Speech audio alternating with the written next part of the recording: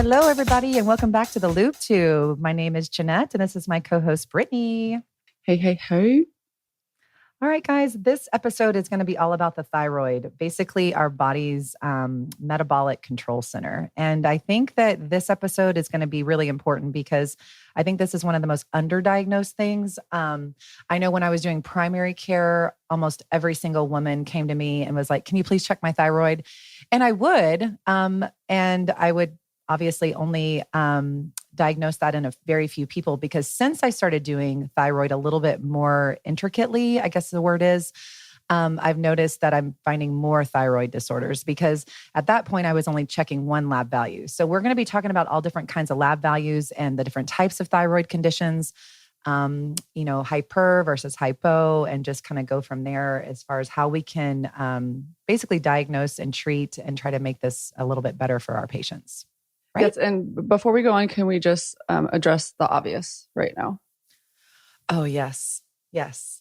It's rodeo season in San Antonio. It is rodeo. We're both wearing bolos, and I think we both have stories about our bolos. So you can go first, Jeanette.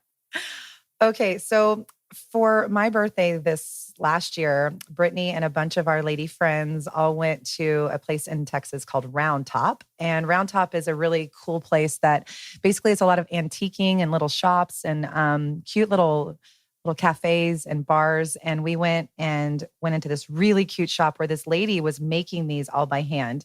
And one of our really good friends, her name is Lauren, she bought me this for my birthday. And it is one of my favorite gifts. And it says Texas on it. And it says all the little places in Texas. And so Brittany, when we first got on here to start recording, had hers on. So I was like, I want to wear mine. So I went and got mine. And yours?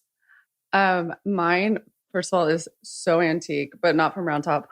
One of my other friend, Lauren, her grandmother I met a few times, and she was just the most wonderful, vivacious woman. And sweet Grandma Alice actually passed away recently. And we went to Seattle for her celebration of life.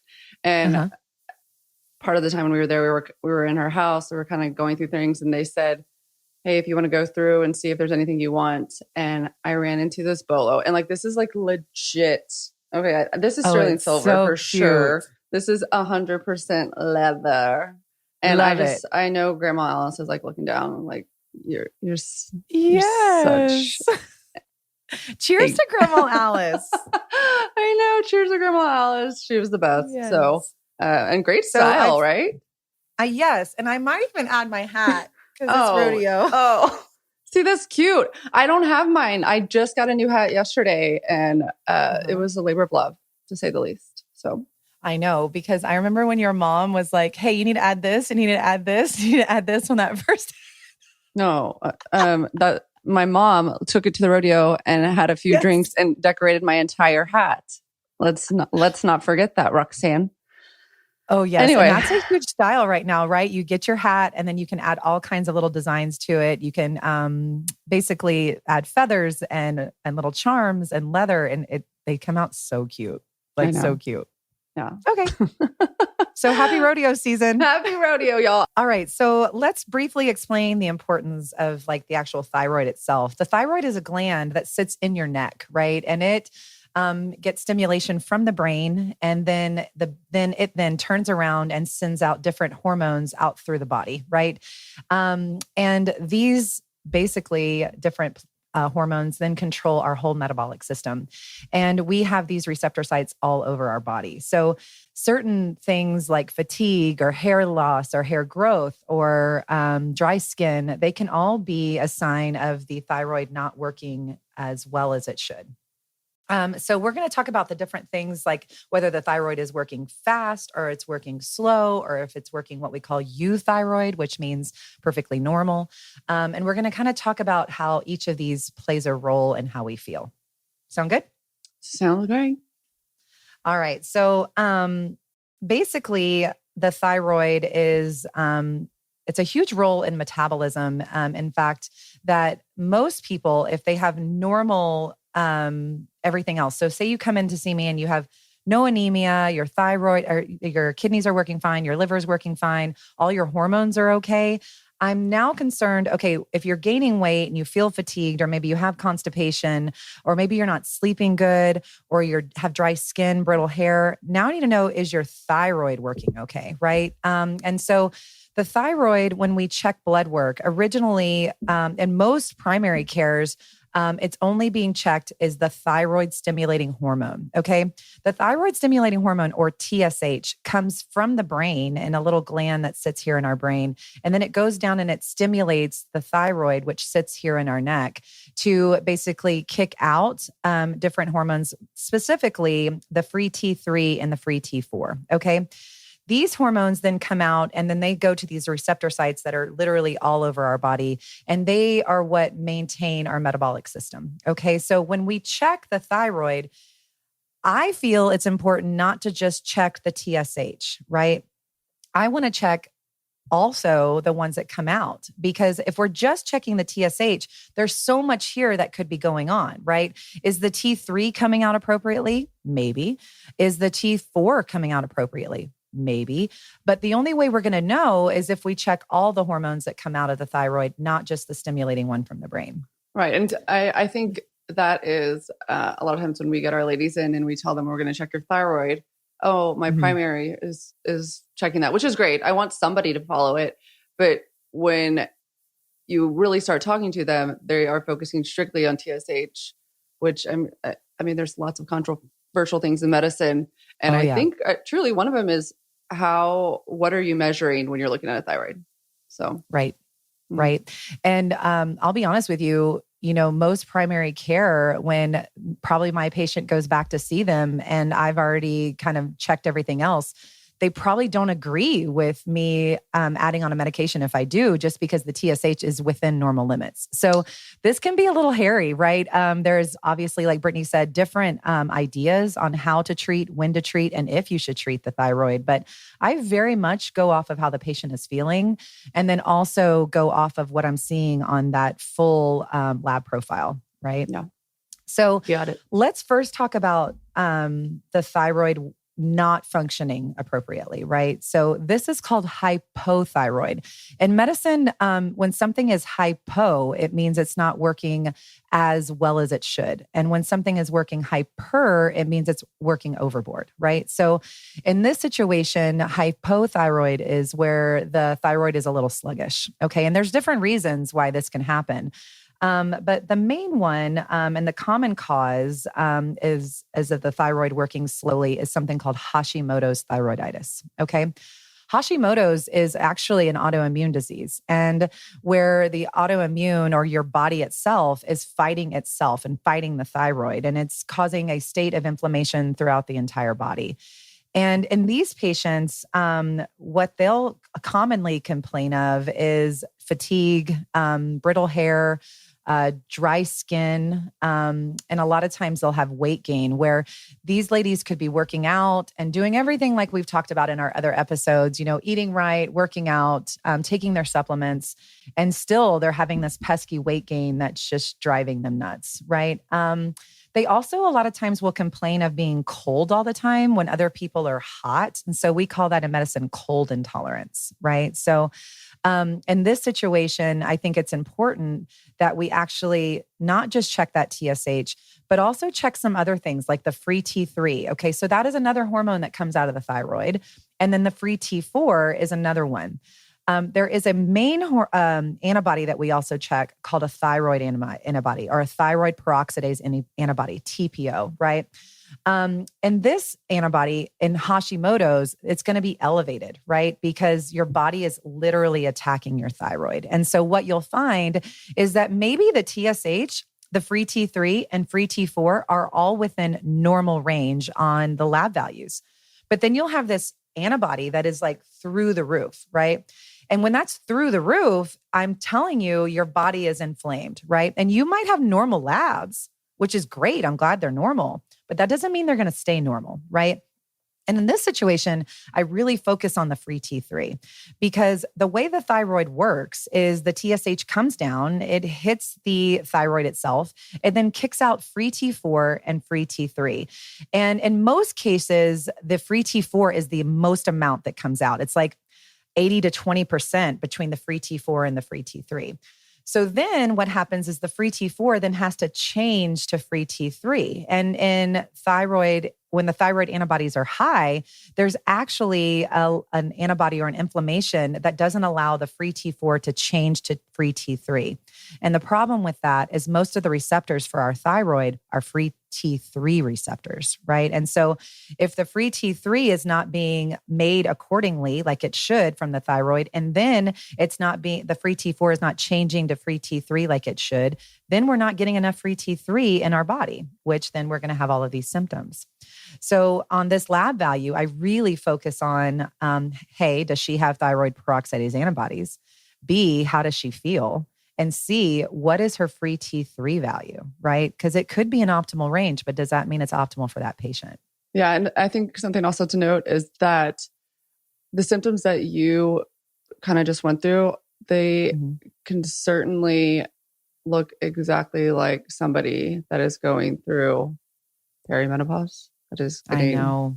And so I think that's where there's this blurred line is what are we treating? Right. Right. And so that's why it's imperative that we do get not only thyroid panels, but also we need to check all your hormones.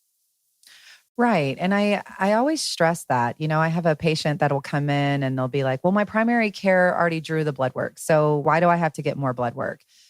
And I get it. Nobody wants to be poked multiple times. Nobody wants to pay for more labs that don't need to be done. But in most settings, unless your PCP is checking a full panel, right? An FSH, a TSH, a free T3, free T4, estradiol, testosterone, all of the labs, you might not be getting the full picture, right? So that's why I always say, hey, if you're going to see your provider, make sure they're running everything, right? Because personally, I just told you when I did primary care, I was only going off the TSH until I learned so much more about the thyroid and really started digging into this in women's health, right? So I think it's really important that you have that conversation with your provider to make sure that all of that is being drawn, right? Right.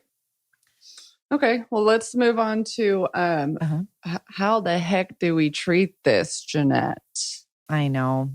So this is another a sticky subject, right? So in most cases, and the one medication that is well known to most people that treat thyroid or maybe have a thyroid issue is Synthroid or levothyroxine, right? That has different names. There's Tyrosint, there's Levoxol, there's levothyroxine, there's Synthroid. It has all kinds of different names, but it's all the same thing, right? It's all giving the patient T4, right? And so kind of what we talked about is, in the body, the T4 hormone, the body converts it to T3 into the active form. So the problem here is if you don't have enough of that converting enzyme for the T4 to change to T3, you might not get full symptom control, right? And in those situations, that's where I feel like maybe giving a patient free T3, which is going to be in the form of NP thyroid or natural desiccated thyroid. And gosh, there's a lot of different ways to put that. There's a lot of different ones out there, but NP thyroid or armor thyroid is actually giving the free T3 component rather than just focusing on the free T4. Well, and I remember, how I like to talk about pharmaceuticals. I remember when we would have patients come in and say, "Hey, I think it was CVS. I'm just really calling out all the people. CVS was like, sorry, we will not cover NP thyroid. So all you can get is this." Yep. And then our NP rep came in and said, essentially, that's bullshit. They can do that. They're just trying to push you to not do that. Granted, it was an NP rep telling us, but she was right. I mean, it was, you could get it. It just took a little extra effort. And I agree with you. There are certainly more people that I've seen on NP thyroid that have. Actually, I shouldn't say that. There are people that have done well on levothyroxine, but NP thyroid, in my experience, has seemed to work a little bit better. Right. Because with NP thyroid, you're going to get a little of the free T4. It actually has a little bit of that, but it also has mostly free T3. And so I see better control of those symptoms in my ladies, right? I see better when they come back to see me, they're like, oh, they have a little bit more of that spunk about them, more energy, maybe less dry skin. Maybe they're not as constipated, right? Because they're actually getting that free T3 instead of depending on that conversion of levothyroxine to the free T3. Mm-hmm. And so moving forward, here's the thing. Do we still follow just that TSH, right? So say I start a patient on NP thyroid, right? Okay, great. Come back and see me in about 6 weeks, get labs drawn right before.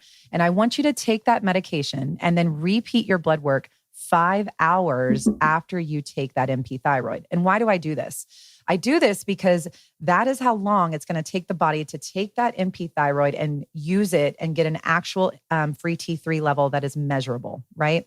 And that normal level is going to be anywhere from, in these patients, really, I like it anywhere from 3 to sometimes 5, right? To get optimal control of those symptoms. What is this going to do to that TSH? Right? That TSH is now going to be suppressed, or it's going to be really, really low, right? And then you've got primary care physicians freaking out because the TSH is low.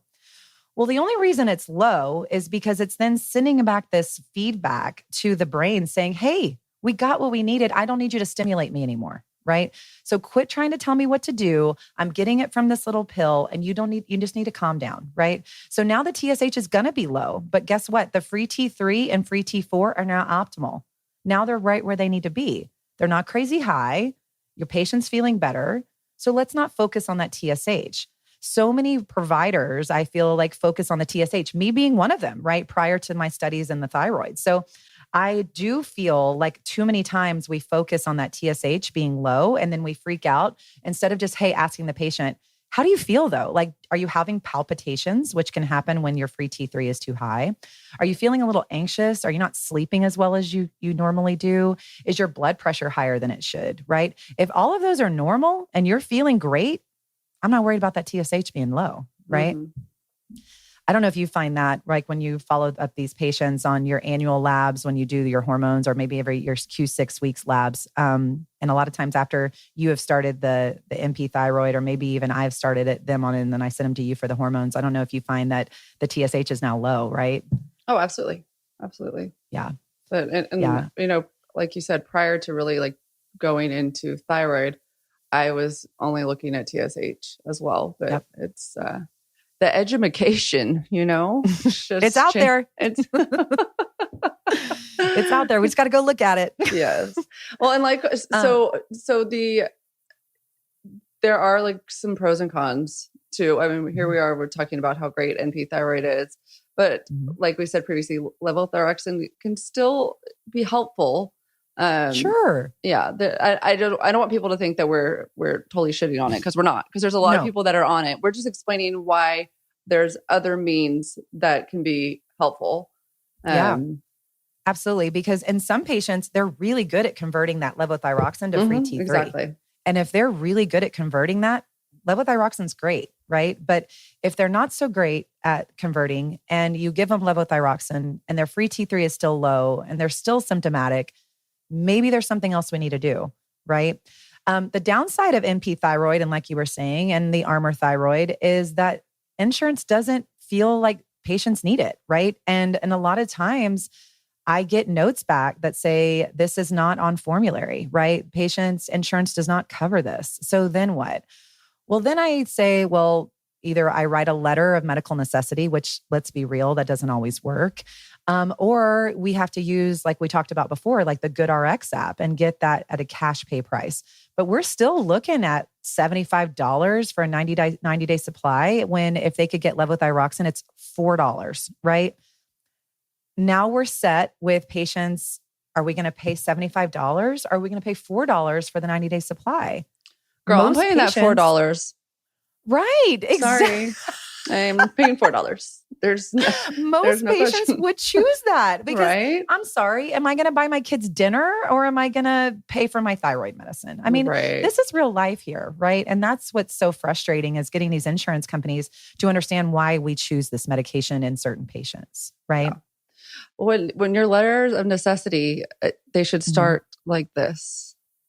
Okay. Dear insurance company. Okay. I really hate you. Oh, you make my job so hard. And I think it's a really good way Maybe to I'll start. change my template and add that to it. Yeah. Dear insurance company, you suck. If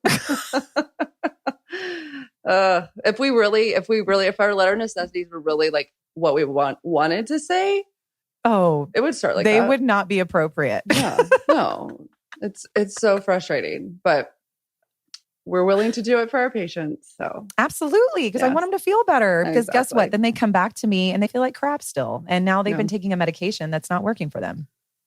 That's the point, Soapbox. The other option is maybe even sticking with levothyroxine, right? So you're getting that free T4.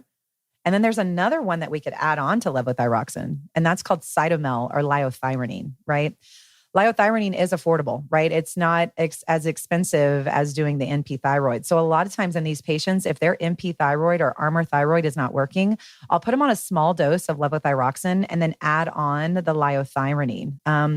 The downside of that is it has to be taken a couple times a day, right? Because it has a really short half-life. And half-life, what that means is how long the medication lasts in the system, right? So in these patients, what will happen is they'll have to take a dose and then later on take another dose. And I don't know about you, but I always forget if I have to take a medicine twice a day, I usually forget that evening dose, right? Just saying, just throwing me under the bus. Yes. Damn antibiotics. I know. So, it really is going to come down to what treatment, if we have questions about this, which one is best for you. And it goes back to that symptoms, right? It goes back to those symptoms. It goes also back to your lab results, right? Not just the TSH. Your provider might get annoyed, right? Because if you go in and say, hey, I want the full thyroid panel, they're going to be like, why? We're just going to go off the TSH. Well, find somebody who will go through the whole thing with you. Check the free T3, check the thyroid antibody, check the free T4, and they might get really annoyed. And if they do, sorry, but you need to know that about your body, right? You need to know what those levels look like, especially if your symptoms are not controlled on the current medication you're taking. Yes. Something's coming to me that I need to say. There are a lot of people that have a beautiful thyroid for most of their life. Everything is peachy. You've never had a thyroid issue. And then all of a sudden it's just like, bam. And this kind of goes back to when we were talking about in the bone episode was it the bone episode when I was talking about how we're living too long? I don't remember. Yeah. So it's kind of the same thing with the thyroid, right? The thyroid really has it can only last for so long. So I know, I don't know the exact percentage, or I would say it because I love numbers, but I know it's incredibly high for how many people's thyroids just say, I'm done. I need some help. Done. Yeah. I know. So, and I think that goes underlooked, right? Yeah. I agree. Underdiagnosed. I agree because, is that the word? Underdiagnosed. Underlooked is cute too. You're so sweet to me, asshole. Something else that's really important, and we don't usually see this in the United States as much, but other countries that don't have iodine, right? A lot of times an iodine deficiency can lead to a thyroid disorder. Our thyroid loves iodine. So if you have a diet that's really low in iodine, you might be having some thyroid symptoms. So a lot of times I do recommend iodine support, right? And you can get iodine over the counter. You can get iodine in certain nutraceuticals like we talked about in the supplement issue. There's a couple different companies that make some really good iodine support.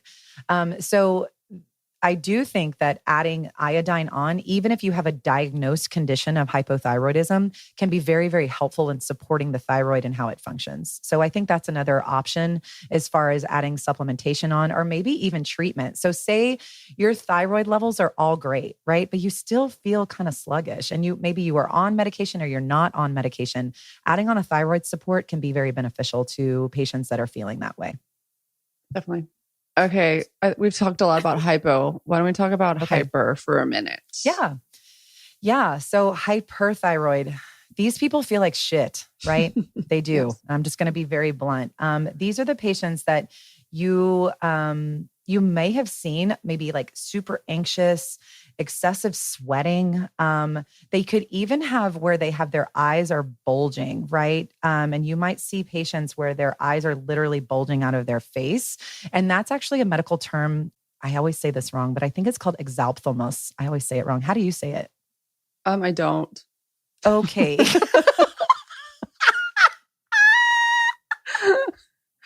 If I can avoid saying something that I don't really know how to say, I'm probably going to avoid it.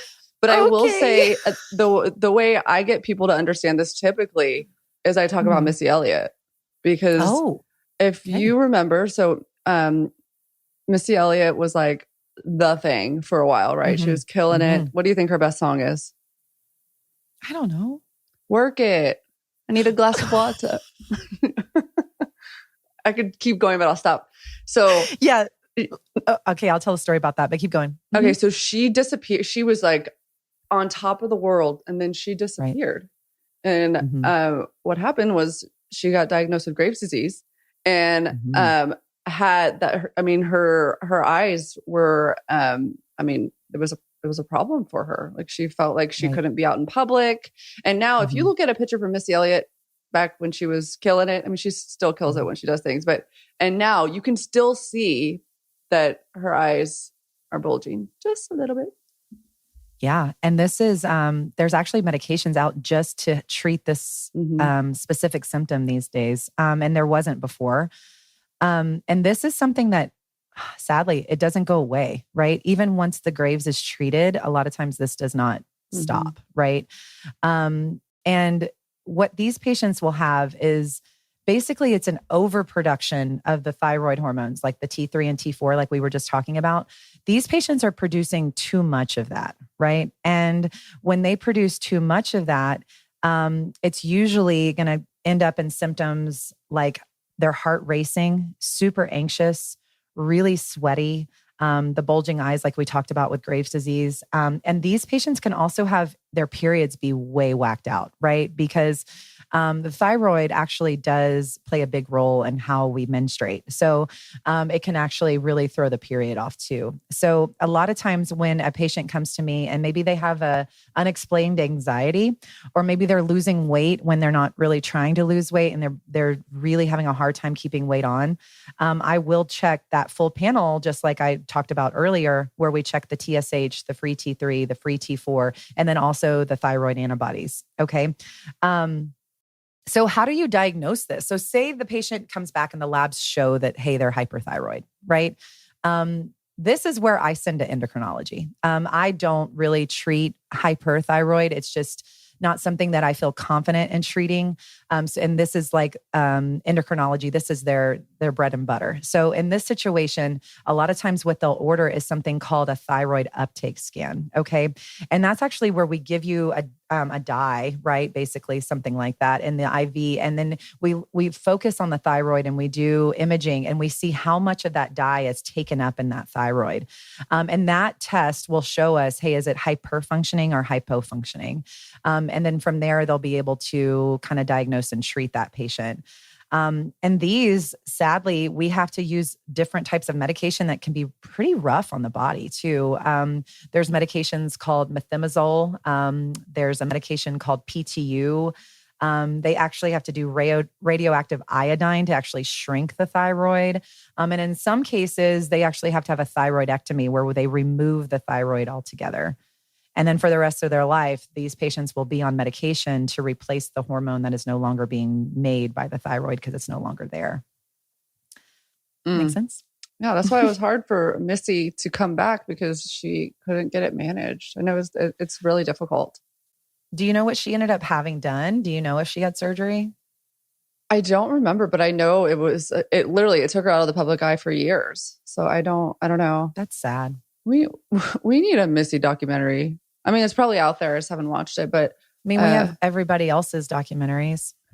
We need a Missy Elliott documentary. Let me go back to the story. Okay. So there's a doctor that works in our little area where we work. And she's always playing like ratchet music on her computer. I love it. You know who I'm talking about. Yes. And it's so funny because she'll have like the other day, the WAP was on. And I was like, in a gynecology office, we might not want WAP playing in the background. What a bop, though. Honestly, such a bop. She walked in and she was like, her computer was obviously playing this music. And she's like, oh, this might be a little inappropriate. I was like, I was kind of liking it.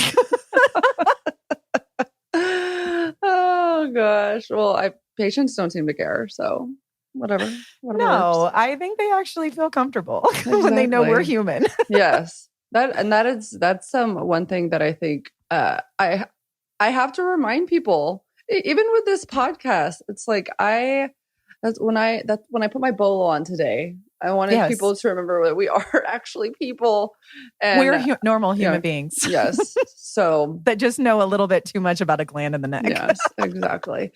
Can we actually going back to that? Wait, okay. I have one more story because you know me. You're usually the one that does this, but I have another story. So somebody sent me. It was either on the Lube Tube Instagram or my personal Instagram, a video that's going around about awkward songs while you're at the gynecology office. And because, like you'll be sitting there and we have music playing in the rooms, right? And we're really trying, I think, in our office to try to find a station that really fits a gynecology visit. We're struggling. And I'm just going to say, the other day, I was doing a pelvic exam on this lady. And John Mayer, Your Body is a Wonderland, is playing in the back. And I don't know. I don't think it's the right station. I mean, like we're just trying to hype up our women in there. So I mean, I love it, but maybe we should ask the patient what they want to be hearing while they're getting a pelvic exam. I don't know. Maybe Your Body is a Wonderland is not it. I don't know. I often hear what we're playing, and I'm just perplexed on how it got to that, but whatever makes people comfortable. So great. Okay, let me get back on track. Okay, Jeanette. Okay, sorry. That's okay. So I want to bring things together, and how can the thyroid affect our menstrual cycle? How can it affect fertility? Things like that. Mm-hmm. So it can make them heavy, irregular, or just completely absent periods, right? It can completely take your period away if it's hyperthyroid. It can sometimes take it away if it's hypothyroid, right? So if you're having irregular periods and you're not on birth control, thyroid is one of the things that needs to be checked, right? Also there's, like you mentioned earlier, the connection between thyroid symptoms and perimenopause, menopause symptoms. Is a lot of the things that we mentioned earlier also can mimic the signs of perimenopause. So that's why you mentioned getting the full panel drawn, not just checking the thyroid, but also checking the hormones, right? Or not just checking the hormones, but also checking the thyroid, because they can go hand in hand. And then the also important thing is fertility concerns, right? So if your thyroid is messed up and it's not working appropriately, a lot of times women will actually have issues with becoming pregnant and their fertility. So that is actually a big workup that we do when you come to see me and you've been trying to conceive and it's just not occurring and it's not happening, or maybe even a fertility specialist, REI, right? Those also can also check all of that too. So that's a big deal, right? If the thyroid's not working appropriately and you're not getting pregnant, a lot of times medication has to be added in order to try to get that to work appropriately. So you do start to ovulate or even keep a pregnancy. Mm-hmm. Mm-hmm. The other thing that I thought is important is that after, or even when you get pregnant, the thyroid can actually change, right, while you're pregnant. And those hormones also get thrown off a little bit while we're pregnant. And so a lot of times with our pre-OB or our OB panel that we do when we first find out you're pregnant, we check a thyroid there because maybe you've never had thyroid issues before, but now that you're pregnant, the thyroid could be thrown off. So that is something that we actually check on your blood work when you come to see us in your initial pregnancy visit. Yeah. It's crazy how much little things can affect this small little gland in your neck, and it can basically cause a whole lot of symptoms. Absolutely. The last thing I think that we should talk about is kind of if a patient doesn't want to do medication, right? So say they don't want to take thyroid medication. I have a lot of patients that don't want to take anything. And what they can do to kind of help with maybe Hashimoto's or hypofunctioning thyroid. There's a lot of diet things out there, but the most important one that I have found that actually works is gluten-free diet. Okay. So if you're in a state of inflammation, lowering that gluten intake can be really, really helpful at trying to basically lower that inflammation in the body, which then helps not so much inflammation going towards the thyroid. And I don't know about you, but I've never tried a gluten-free anyways. I actually eat a gluten-full diet. Probably not a good thing. But gluten-free is hard to do. I back in the day, I was dating somebody who had to be gluten-free. And this was like probably 15 years ago. And there was nothing. Like we had to really try to make it a true gluten-free diet. But now it's pretty easy to be gluten-free. I shouldn't say easy, but there's lots of options now. Right. So I encourage people, if that's something that you want to try, don't be scared because there's certainly a lot of options now. Sure. And that's great that restaurants are now kind of jumping on that. And then also just grocery stores too. They have a whole lot of options there too. Yeah. But PSA, just because you're gluten-free doesn't mean that you are incredibly healthy or making like healthier choices. I mean, gluten-free is literally taking the gluten out. There's still other factors involved. Sure. Yeah. Fats and calories and cholesterol and all the things there that we got to consider. And sugars, right? Everything you can find in a gluten-full diet. Right, Jeanette? So good. Okay, keep going. Sorry. We went to that place that you and I went and had lunch at that one time, or dinner. I guess we went to dinner in Green yesterday. That chicken place that we went to, yes. the Birdhouse. That restaurant is so good. And it's got the cutest little house. Yeah. There's this restaurant in this area right outside of New Braunfels called in Green, this little town in Green. And if you're not from this area, you might not know what Green is, but it's this cute little town full of shops and little bars and little restaurants. And there's this little, it used to be this little tea room, but now it's been bought by a company or by a little family-owned business called the Birdhouse. And it's all chicken. And their food is so good, and it's probably full of gluten, but it is so good. Anyways, I got that salad that I had last time, that fancy salad, because it makes me feel a little bit better about eating fried chicken. But it was so good. Yeah, no, that place is really good. Okay. Anyways, I thought I would do a little shout out to them. It's delicious. Because I'm sure that the Birdhouse is listening to the Lube Tube. I mean, duh. All right. So I think just kind of closing up, kind of basically pulling it all together and just talking about the importance of getting the full thyroid panel done and then going over all your thyroid labs and figuring out if this is an issue or if it's not an issue or if it's something else, right? And then really talking to your provider about different medication options or supplemental options that you could take to get your thyroid working at its most appropriate level. Those are all important things. And then once you do, and if you do get started on a medication, key point is follow-up, right? Because these medications have to be adjusted. It's not going to be like a one dose treats all, especially in the NP thyroid. Those only come in 30 milligram increments. So we're talking 30, 60, 90.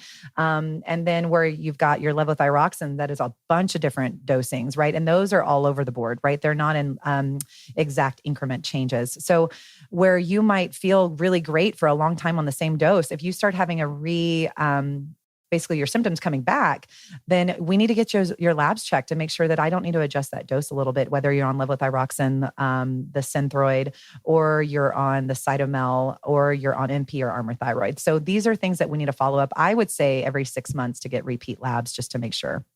Definitely. And also, I know we talked a lot about, or just a second ago, about diet, but managing stress is also important and getting good sleep. I mean, those are obvious things, but just to further support what we've said a million times. Right. And I think a lot of people don't understand what happens when we sleep, right? Once we get to that REM sleep, that's where our body repairs, right? And if we're not ever reaching that stage of sleep, that REM sleep, then our body's never really getting all the way repaired for what it's going to have to go through the next day or what it's just done for us that day. So sleep is so important. And if you're not sleeping well, then you need to talk to your provider about, does this need to be treated with supplements, medications, hormones? I do think sleep is huge, and I am glad you brought that up. Or do I need to stop drinking alcohol? Oh, yeah. Right. I'm just going to say, obviously, I told you we went to Green yesterday. I only had one glass of wine. Oh my God, right? look at you. Wow. Thank you. Thank you. But I've been finding that the more I drink more than one glass of wine, I feel freaking terrible. I'm sorry. Perimenopause is such a bitch. It is. It is, but maybe it's a good thing. Maybe. No, it's a good thing. It's a great thing for my liver. My liver is probably so happy, right? But the fun part of me is like, man, I used to enjoy a couple of glasses of wine listening to live music in Green. But one glass, I'm like, okay, I'm good because I don't want to sleep. If I have to make that decision, do I want to sleep or do I want to drink wine? Hard decision. Okay. Yeah, absolutely. Okay, before we go, let's take it to our segment. Oh, you're going to sing it this time? No. I did it last time. No, come on. No. Slippery Solutions with B and J. Okay, we just got one, but I think this will be a helpful one. Okay. Dear B and J, I have an embarrassing question. For as long as I can remember, I have suffered from chronic BV. Nothing seems to work to eliminate it. It's exhausting, and I just want something to make it go away. I'm a clean person, I swear. Help? Yeah. 100%. There's no doubt that you're not clean. This is just a really pesky bacteria that can overgrow in our vaginal tissue. And there's different types of BV. A lot of people think that BV is one bacteria, but there's actually a bunch of bacteria that can be called BV, right? But the most common one is something called Gardnerella. And Gardnerella is a lot of times easily treated with an antibiotic called metronidazole or Flagyl. And this can be done either vaginally with a gel that you do for 5 nights or an oral pill that you take twice a day for 7 days. But guess what? Just like every other bacteria, there's something called antibiotic resistance, right? And with antibiotic resistance, it might be that you have been doing this same antibiotic, either the Metrogel or the Flagyl orally, and you're resistant to that antibiotic. And so you think you're treating it all, but it's really not getting rid of everything, and then it's regrowing. So you might want to have the conversation with your provider to see if you could try a different antibiotic. There is actually a really good new one on the market. It's called Zasiato. It's a one-time gel that you place in the vagina. Zasiato. And it's Zasiato. It sounds like a dance. Maybe it's a salsa. Yeah, this one is actually a different antibiotic. It's actually clindamycin. And you might just need a different antibiotic. But there is a really good thing that you can do over the counter. And there's a product line that we've talked about before with this podcast, and it's called Bonafide. And they make a probiotic, and it's called Claire V. And you can take that probiotic and you take it daily for 15 days. And just for 15 days for 6 months consecutively. And there's over an 80% reduction in the recurrence of BV or yeast. So Claire V is one of my favorite things. If you decide you need this, reach out to us and we can get you a 25% off coupon code. But that's one of my favorite products that I have for patients that have recurrent BV. So what I normally do is treat them different than they've been treated in the past. And then I put them on Claire V as soon as they finish their course of antibiotics. And I do that for 6 months. And if they return and they're having other symptoms, then I actually do something called a full spectrum panel where I actually check a little bit more than just the BV and make sure that there's nothing else causing that. And I think we talked about that with our vaginosis episode, and that's that ureaplasma that we talked about. Nice. That's it. That's what I got. No, good answer. I think the hardest part with people with BV that's chronic is getting them to understand that they are clean and that it's not, no. you know, something that they're doing wrong. It's just, we got some flora issues. So Yeah. Yeah. Yeah. And I feel sorry for these girls because they're so embarrassed to talk about it during the exam, or they're embarrassed for me to do the exam. And I just try to make them feel as comfortable as possible and be like, hey, look, this is a normal thing. And you are not the only one that's coming to me complaining of this, and we can fix it. Absolutely. Yay. Great episode. Great episode. I love your bolo. Happy rodeo week. I love yours too. I actually love the story behind yours because I love antiques and I love grandmas. Thank you. Me too. It's really, it's nice when you have little things that have little stories behind it. Agreed. Yeah. All righty. Well, until next time. Till next time. Thanks for listening, guys. Talk to you soon. Bye. The information provided in this podcast is for general informational and educational purposes only and is not a substitute for professional medical advice, diagnosis, or treatment. Always seek the advice of your physician or other qualified healthcare providers with any questions you may have regarding a medical condition. There is no provider-patient relationship formed.